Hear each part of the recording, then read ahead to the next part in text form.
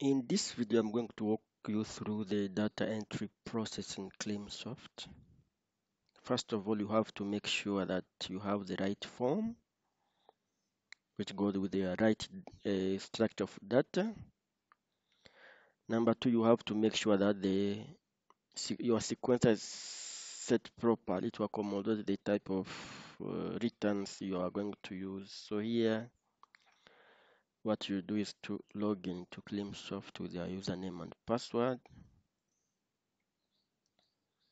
And then go to the data entry form, select the form which goes with your return, the data you want to enter.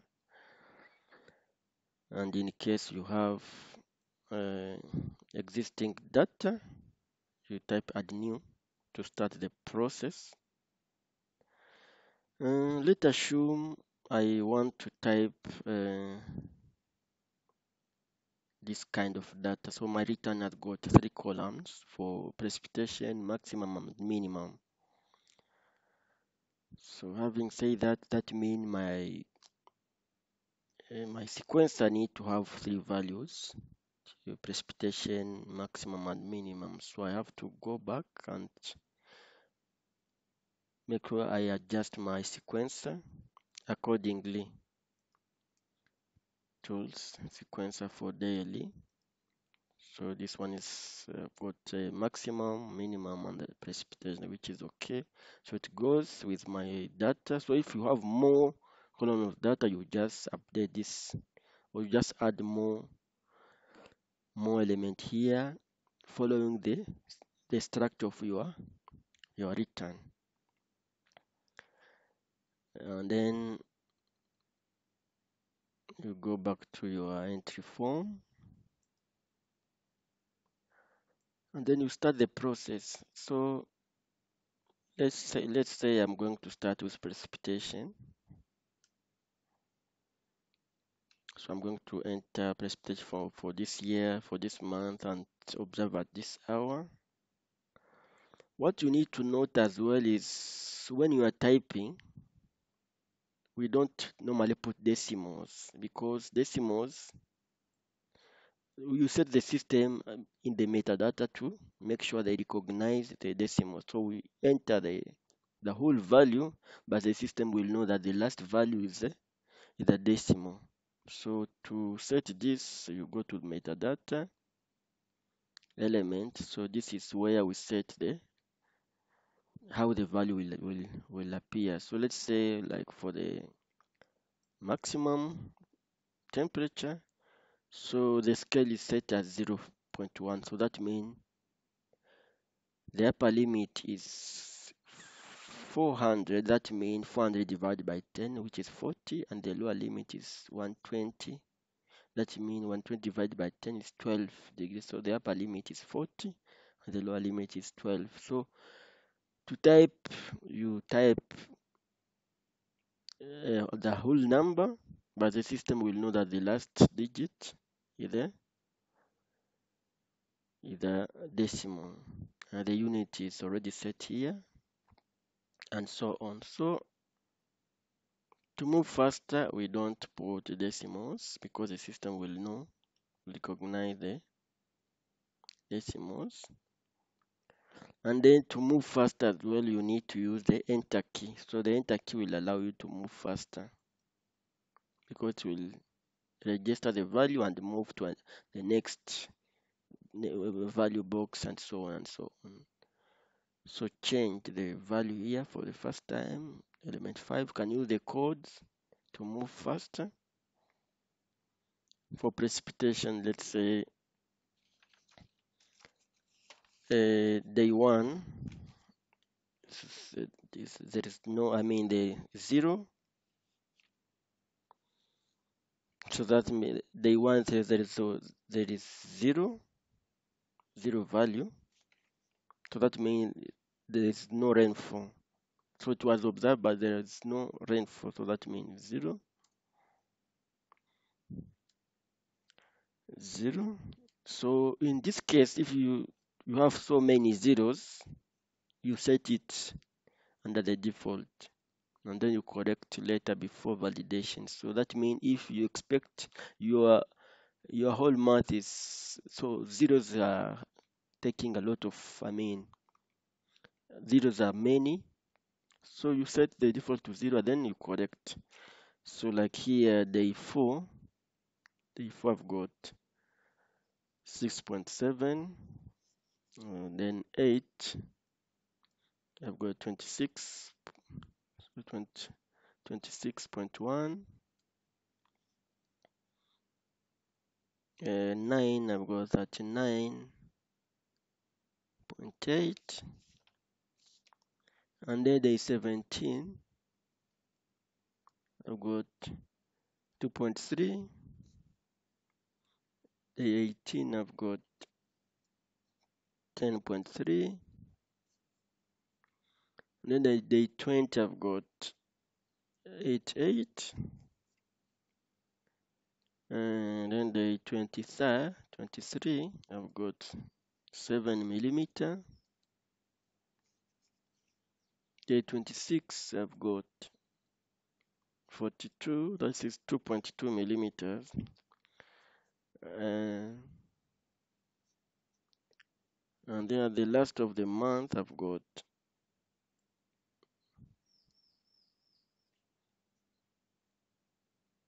28.7. So that means the last digit is divided by 10. So that means 67 means the exact value is 6.7, 26.1, 39.8, 2.3, 10.3, 28.7 millimeters, 4.2, 7.0 millimeters. So the system will know that February has got 29 days in this year. And then using the enter values, the system, so you need to provide the total. Check on your register and put the exact total. 158. This step said no. I see 13.39. 13.39. System says yes. Accept. Once you accept this with save. Yes. So the add new will come active. Say yes. So once you click to add new, it will bring the next element, the same month but the next element. Add new. So it takes us to the maximum values. So here put 23.4, 23.2, 26.5, 23.4, no, sorry, 22.9, 24.0, 25.3, 26.7, 19.1, 21.3, 22.4, 22.9, 23.1, 24.2, 25.3, 22.9, 23.2, 23.5, 26.5, 25.8, 24.8, 5.8, 258, 257, 56, 2. Oh, sorry, this is, I made a mistake here. To make sure you are moving very fast.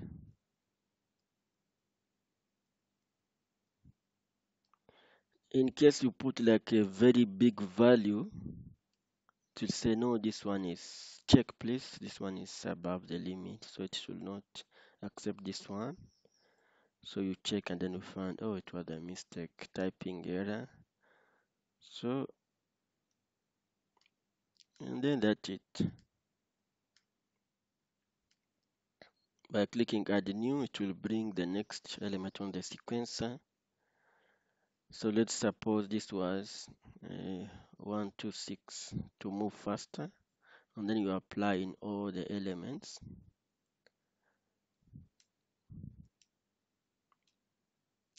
When you type add new, because this is the last element, so it will change the month and bring you the new element in the sequencer. So it will change the month. See, now the month is March, and then it will change to another element. So that's it. So let's look at the hourly data now. Let's assume now we are going to enter hourly data. So what you need to observe here under hourly data, so if you find there's some data inside you, just click add new to get a blank. And here under make sure the sequencer for hourly data is correct. So you go to the sequencer for hourly data, you find, oh, it is only one value, so you need to add more values. Maybe you have more 102, 103, 106, for example, and then you update. So you have multiple elements.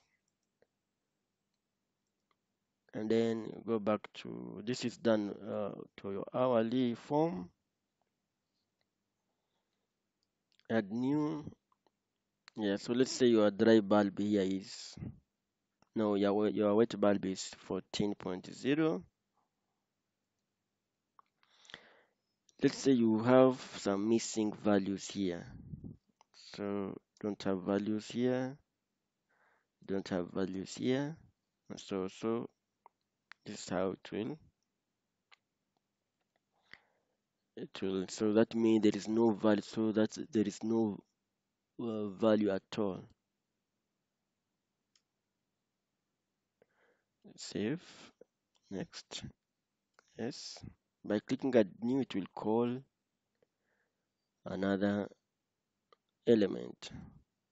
It's called dew point. Let's say the dew point is 2, 5. Or let's say put a default to move faster, 2, 5, 1, 5. So that means divide by 10 is 12.5.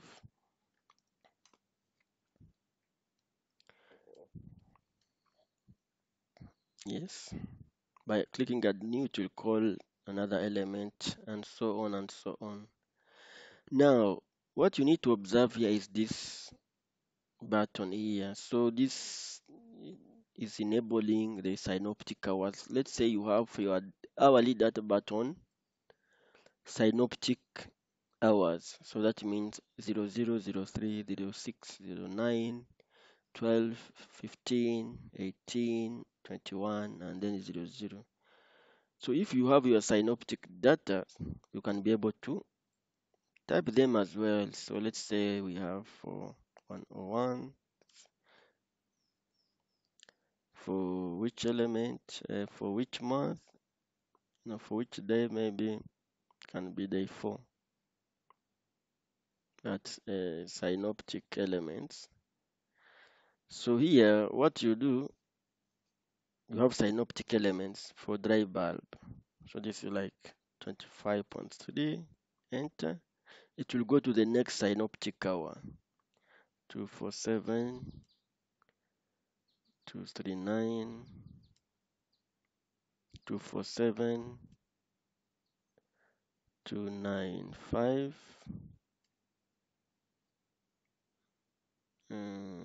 245, 264, 258, and then By clicking add new tool, go to the next element. You can also set it if it is synoptic hour, so you set as well to enable this. So 147, 145, 128, 136, 146, 148, 139, 142, and so on and so on. So this is how the data entry is done into CleanSoft. Now, there is what is called flag. This is very important. So, like for any missing, when there is no data at all, so then this one will be when you type enter key, it will put that means there is missing value. That means no observation was made. So let's say you have the value which is estimated. Yeah, so if it is estimated, you can say this is 258, but estimated. So you can do this. Say this value was estimated. So it's not a real value, but it's estimated. So this is part of the flag. So let's say you have maybe a value. You have a value, but which is doubtful. You say this is a so this value is between 50 and this is a dew point. Yeah. So it is too high. Let's say you have 258, but you have a doubt. So this is some of the flags which come. So you justify the value, but this value, but I doubt. So maybe you need to correct later and so on. So hope this has helped. Thank you so much and keep going through the videos and do practice to become perfect. Thank you very much.